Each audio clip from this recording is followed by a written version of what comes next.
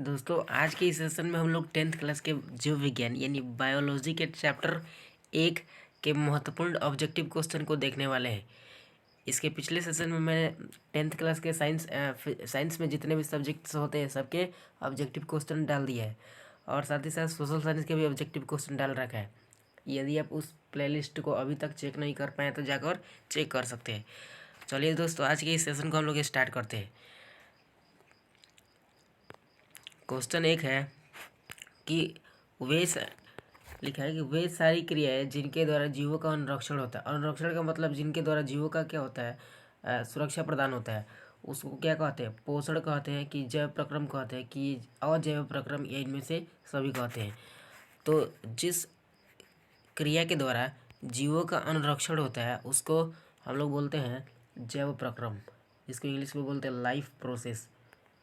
English में क्या कहते हैं, लाइफ प्रोसेस।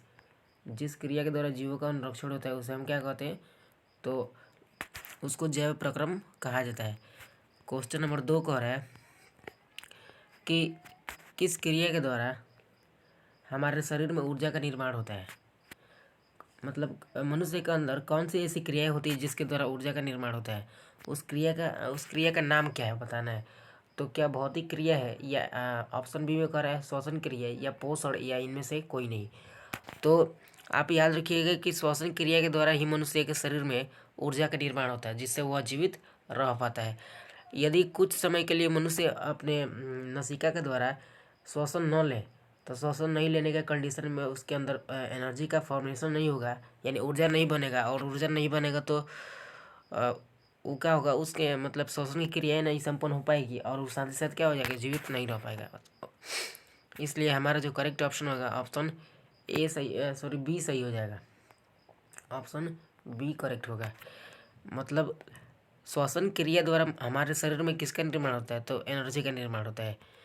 क्वेश्चन नंबर 3 ये कह रहा है कि ऐसे जीव जो भोजन के लिए अन्य जीवों पर निर्भर न रहकर अपने से भोजन बनाते हैं उसे क्या कहते हैं। हमारे वातावरण में कुछ ऐसे जीव होते हैं जो भोजन के लिए अपने से मतलब भोजन के लिए किसी अन्य जीवों पर निर्भर नहीं रहते हैं, वह स्वयं अपना भोजन बनाते हैं। तो ऐसे कंडीशन में उस जीव को क्या कहा जाता है, उसका नाम बताना है। क्या उसको स्वपोषण बोला जाता है, या पर पोषण, या मृत जीवी पोषण, या इनमें से कोई नहीं। तो उसको हम लोग स्वपोषण बोला जाता है, बोलते हैं, यानी ऑप्शन ए सही हो जाएगा। और जो जीव अपना भोजन स्वयं नहीं बनाते हैं, जो दूसरे पर निर्भर रहते हैं, उसको हम लोग पर पोषण बोलते हैं। जैसे मनुष्य हो गया है ना, या जानवर हो गए। और स्वपोषण में पेड़ पौधे आएंगे, जितने भी पेड़ पौधे हो गए सबके सब स्व पोषण में आएंगे। और पर पोषण का में जितने भी जानवर देख रहे हैं जैसे कुत्ता, बिल्ली, या फिर हाथी, या मनुष्य स्वयं इस पर पोषण में आता है। और मृत जीवी पोषण जो होता है ना, यह इस मृत जीवी पोषण में ना कोई जीव होता है जो मरे या सड़े गले पदार्थों से अपना भोजन प्राप्त करता है, तो उसको हम लोग बोलते हैं मृत जीवी पोषण। तो हमारा करेक्ट ऑप्शन होगा ये, जो जीव अपना भोजन स्वयं बनाते हैं उसको हम लोग क्या कहते हैं, तो मृत जीवी सॉरी पर पोषण कहते हैं। क्वेश्चन नंबर 4 कह रहा है कि प्रकाश संश्लेषण प्रक्रिया के लिए, मतलब क्वेश्चन है कि प्रकाश संश्लेषण प्रक्रिया के लिए कौन से पदार्थ की आवश्यकता होती है। जो पौधे अपने प्रकाश संश्लेषण प्रक्रिया के द्वारा भोजन का निर्माण करते हैं उस प्रक्रिया में कौन कौन से पदार्थों की आवश्यकता पड़ती है बताना है। तो CO2 की आवश्यकता पड़ती है, या H2O की, या क्लोरोफिल की, या सनलाइट। सनलाइट का मतलब सूर्य का प्रकाश की। तो जब प्रकाश संश्लेषण क्रिया के द्वारा पौधे अपना भोजन बनाते हैं ना, तो उस कंडीशन में पौधों को CO2 चाहिए।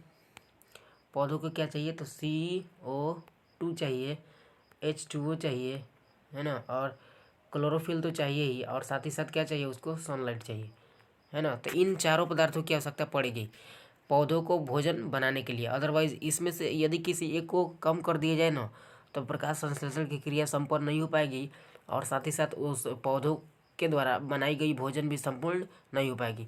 सपोज डेट हम अपने अपने घर पे अगर दाल बना रहे हैं, तो दाल में हम अगर पानी ना डालकर सिर्फ दाल बनाए तो दाल नहीं बन सकता है। तो दाल नहीं बन सकता है तो हम लोग खा भी नहीं सकते। वैसे ही इन चारों पदार्थों में से यदि पौधों को कोई एक भी ना मिले ना, तो पौधे अपना भोजन नहीं बना सकते हैं। और पौधे जब अपना भोजन नहीं बना सकेंगे तो वो क्या होंगे, जीवित नहीं रह पाएंगे। इसलिए प्रकाश संश्लेषण की प्रक्रिया के लिए सभी पदार्थों की आवश्यकता पड़ती है। क्वेश्चन नंबर 5 कह रहा है कि निम्न में से कौन अमीबा का भोजन नहीं है। अमीबा एक कोशिकीय जीव है ना। अमीबा क्या है, एक कोशिकीय जीव है। यह अपना जब भोजन ग्रहण करता है ना तो इसको भोजन ग्रहण करने के लिए कोई निश्चित मुख मतलब मुंह नहीं होता है। जैसा मनुष्य का निश्चित मुख होता है या जितना भी इस पृथ्वी जगत पर जानवर है, जीव है, सबका मुख निश्चित होता है। लेकिन अमीबा एक ऐसा प्राणी है जिसका कोई मुख निश्चित होता ही नहीं है ना। इसका जैसे भी आकार बना सकते हैं आप, बशर्ते इसमें केंद्रक होता है इस तरह से, है ना। तो ये कह रहा है कि अमीबा का भोजन क्या होता है बताना है। क्या शैवाल होता है या डाइटम होता है या एक कोशिकीय जीव होता है। तो अमीबा का जो शैवाल होता है ना, या शैवाल मतलब भोजन जो होता है उसका शैवाल होता है, डाइटम होता है और एक कोशिकीय जीव होता है। तो अमीबा अपना भोजन ग्रहण करने के लिए ना अपने भोजन के आसपास कुटपादों का निर्माण करता है और वह भोजन को किसी भी कहीं से भी मुंह का निर्माण करके मुंह का उस भोजन को निगल लेता है। तो अमीबा का जो भोजन होता है, डायटम हो गया, शैवाल हो गया या छोटे छोटे एक कोशिकीय जीव होते हैं, है ना। तो ये तीनों के तीनों ऑप्शन हो जाएगा 5 का। क्वेश्चन नंबर 6 कह रहा है कि आहार नाल की लंबाई कितनी होती है। आहार नाल जो हमारे बॉडी के अंदर होती है, ट्रैकिया से लेकर फैली होती है, छोटी मतलब मुख गुहा से लेकर छोटी आंत तक जो फैली होती है, उसकी लंबाई कितनी होती है। क्या 8 से 10 मीटर होता है या 2 से 4 मीटर होता है या 23 मीटर होती है या 18 मीटर होता है। तो आहार नाल की जो लंबाई होती है वह 8 से 10 मीटर तक होती है। कितनी मीटर तक होती है, तो 8 से 10 मीटर तक होती है आहार नाल की लंबाई, जो मुख गुहा से लेकर मल द्वार तक फैली होती है, छोटी आंत तक नहीं। ये मुख गुहा से कहाँ तक फैली होती है, मल द्वार तक फैली होती है। क्वेश्चन नंबर 7 कह रहा है कि मनुष्य के जीभ पर छोटे अंकुर को कहते हैं। मनुष्य के जीभ जो होते हैं, जीभ जिससे हम लोग स्वाद की जानकारी प्राप्त करते हैं, उस जीभ पर छोटे छोटे अंकुर होते हैं, है ना। छोटे छोटे एक स्ट्रक्चर होता है, उस स्ट्रक्चर को क्या बोला जाता है। क्या स्वाद ग्रंथियाँ बोला जाता है या स्वाद कलिका बोलते हैं या कलिका या फिर लार ग्रंथि बोला जाता है। तो मनुष्य के जीभ पर जो छोटे छोटे अंकुर होते हैं उसको हम लोग बोलते हैं क्या, उसको स्वाद कलिका बोलते हैं, टेस्ट बर्ड बोलते हैं ना। उसको क्या कहते हैं, सॉरी टेस्ट बर्ड कहते हैं। मनुष्य के जीभ पर जो छोटे छोटे अंकुर पाए जाते हैं उसको टेस्ट बर्ड बोलते हैं, यानी स्वाद कलिका बोलते हैं। इन्हीं टेस्ट बर्ड द्वारा क्या होता है कि तो हमको स्वाद की जानकारी प्राप्त होती है। तो हमारा करेक्ट ऑप्शन होगा ऑप्शन बी, स्वाद कलिका के द्वारा, है ना। मनुष्य के जीभ पर छोटे छोटे अंकुर टाइप के होते हैं जिसको हम लोग स्वाद कलिका बोलते हैं और इन्हीं स्वाद कलिकाओं के द्वारा मनुष्य को टेस्ट की जानकारी प्राप्त होती है। क्वेश्चन नंबर 8 में चलते हैं। 8 कह रहा है कि एक वयस्क मनुष्य के जीभ में कितने दांत होते हैं। सॉरी मुख में, जीभ में नहीं, मुख में। एक वयस्क मनुष्य के मुख में कितने दांत होते हैं, 23, 32 या 45 या फिर 33। तो ये तो आपको हमेशा याद रहेगा क्योंकि बचपन से ही हम लोग जानते हैं कि एक मनुष्य के मतलब मुंह में 32 दांत ही होते हैं, है ना। उससे एक वयस्क मनुष्य के मुंह में बोल रहे हैं ना। ऐसे तो किसी का कम भी होता है 32 से या फिर ज़्यादा भी हो सकता है, लेकिन वयस्क मनुष्य के दांत मुंह में कितना होता है, 32 होता है, 32 होता है। तो हमारा ऑप्शन करेक्ट क्या होगा, ऑप्शन बी सही हो जाएगा। 8 का ऑप्शन क्या होगा, बी सही हो जाएगा। क्वेश्चन नंबर 9 कह रहा है कि मनुष्य के मुख गुहा में लार ग्रंथि पाई जाती है। मनुष्य के मुख गुहा में कौन सी लार ग्रंथि पाई जाती है बताना है।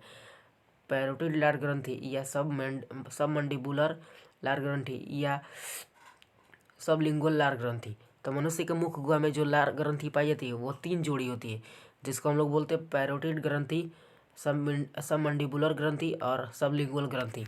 इन्हीं ग्रंथियों के द्वारा हमारे मुख में लार की उत्पत्ति होती है ना। तो ये हमारा इस 9 का जो करेक्ट ऑप्शन होगा ऑप्शन डी सही हो जाएगा, ऑप्शन डी। इन्हीं मुख गुहा में ये तीनों लार ग्रंथि पाई जाती है। क्वेश्चन नंबर 10, अपचा भोजन संचित रहता है।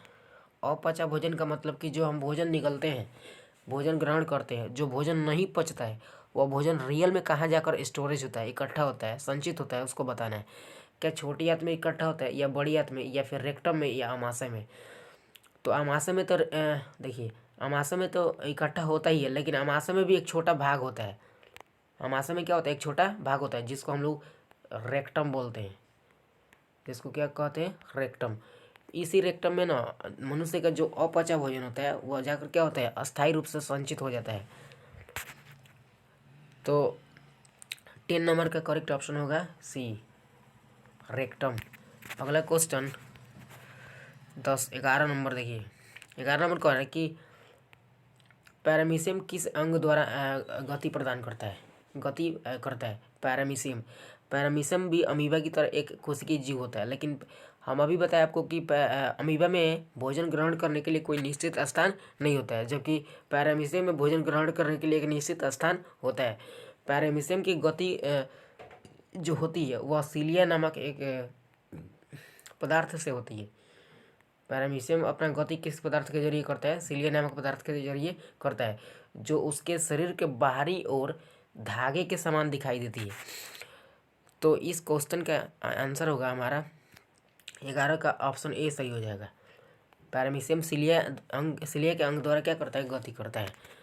क्वेश्चन नंबर 12 कह रहा है कि HCl का स्राव किस प्रकार की कोशिका के द्वारा से होता है। HCl जो होता है, हाइड्रोक्लोरिक अम्ल जिसको बोलते हैं हम लोग, इसका स्राव किस प्रकार की कोशिका से होता है।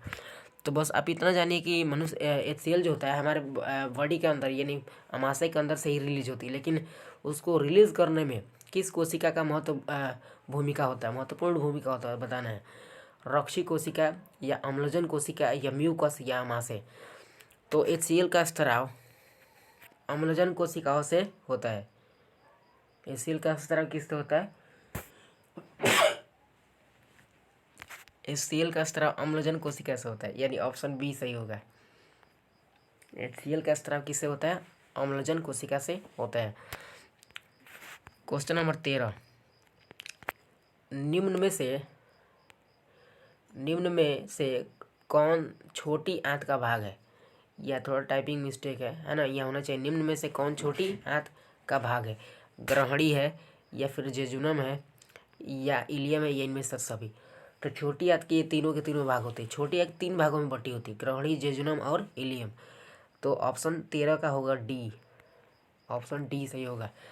ग्रहणी कौन सी भाग होती है, अग्रहणी, जेजुनम, इलियम, ये तीनों के तीनों छोटी आंत का भाग होता है, इसलिए 13 का करेक्ट ऑप्शन होगा डी। क्वेश्चन नंबर 14 पर चलते हैं। 14 नंबर क्वेश्चन है कि शरीर की सबसे बड़ी ग्रंथि क्या होती है। शरीर की सबसे बड़ी ग्रंथि क्या होती है, बताना है। तो जठर ग्रंथि होती है या अमाशय या यकृत या फिर आंत ग्रंथि। तो शरीर की सबसे बड़ी ग्रंथि होती है यकृत ग्रंथि। शरीर की सबसे बड़ी ग्रंथि क्या होती है, यकृत ग्रंथि, ऑप्शन सी सही होगा। शरीर की सबसे बड़ी ग्रंथि यकृत ग्रंथि होती है। क्वेश्चन नंबर 15 पीत का स्त्राव किससे होता है, मुख गुहा से होता है या अमाशय से होता है या यकृत से होता है या इनमें से सभी। तो पीत का स्त्राव ना यकृत से होता है। पीत का स्त्राव किससे होता है, यकृत से होता है। तो इसका करेक्ट ऑप्शन होगा सी। पीत का स्त्राव किससे होता है, यकृत से, इसलिए करेक्ट ऑप्शन सी सही होगा। क्वेश्चन नंबर 16 स्वपोषी भोजन के लिए महत्वपूर्ण है। स्वपोषी का मतलब कि जो पौधे अपने से स्वयं भोजन बनाते हैं, है ना, उसके लिए कौन सी चीज़ें आवश्यक महत्वपूर्ण है इन 4 ऑप्शन में से। क्लोरोफिल, सूर्य का प्रकाश, H2 और CO2। अभी हमने बताया कि जो पौधे मतलब जो जीव या जो प्राणी अपने से भोजन का निर्माण करते हैं उनके लिए कौन कौन सी पदार्थों की आवश्यकता पड़ती है। तो क्लोरोफिल, सूर्य का प्रकाश, H2O मतलब जल, CO2 मतलब कार्बन डाइऑक्साइड, यानी इनमें से सभी। तो 16 नंबर का करेक्ट ऑप्शन होगा डी, ऑप्शन डी। स्वपोषी भोजन के लिए महत्वपूर्ण है क्लोरोफिल, सूर्य का प्रकाश, H2O और CO2। क्वेश्चन नंबर 17 कह रहा है कि इनमें से कौन प्रकाश संश्लेषी अंगक नहीं है। इनमें से कौन प्रकाश संश्लेषण अंगक नहीं है, बताना है। हरित लवक होता है कि पत्ती या स्टोमाटा या जड़। तो प्रकाश संश्लेषी अंगक का मतलब कि जिस अंग के जरिए फोटोसिंथेसिस जो प्रोसेस होता है, मतलब प्रकाश संश्लेषण की प्रक्रिया जो होती है वह संपन्न नहीं होती है, उसको बताना है। तो हरित लौक तो होता ही है, पत्तियाँ भी होती है, स्टोमाटा भी होती है, लेकिन जड़ नहीं होता है। जड़ के द्वारा जड़ नहीं भी मतलब भोजन बनाने के लिए पौधों में भोजन बनाने के लिए जड़ के लिए कोई भूमिका नहीं होती है ना। तो ऑप्शन हमारा डी सही हो जाएगा, है ना। Option D. 17 नंबर का करेक्ट ऑप्शन क्या होगा, डी होगा। 18 नंबर क्वेश्चन है, वायुमंडल में CO2 कितना परसेंटेज रहता है। वायुमंडल में CO2 कितना परसेंट रहता है बताना है। तो वायुमंडल में CO2 जो होता है ना, उसका परसेंटेज होता है 0.03%। वायुमंडल में CO2 कितना परसेंट रहता है, तो 0.03% रहता है। तो 18 नंबर का करेक्ट ऑप्शन होगा ऑप्शन बी सही हो जाएगा, 0.03% होता है। 19 नंबर 19 कह रहा है कि इनमें से किससे अमीबा का भोजन अंतःग्रहण होता है। तो अमीबा अपना भोजन किसके जरिए करता है, हमने अभी आपको बताया। अमीबा अपना भोजन किसके द्वारा करता है, तो कुटपादों के द्वारा करता है। किसके द्वारा करता है, कुटपादों के द्वारा करता है। अमीबा अपना भोजन किसके जरिए करता है, कुटपादों के द्वारा। तो इसका करेक्ट ऑप्शन होगा ऑप्शन ए, अमीबा कुटपादों के द्वारा भोजन ग्रहण करता है।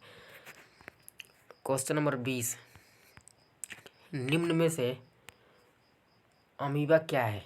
अमीबा एक जीव है, तो कौन सा जीव है बताना है। एक कोशिकीय जीव है या बहुकोशिकीय जीव है या केवल जीव है या इनमें से सभी है।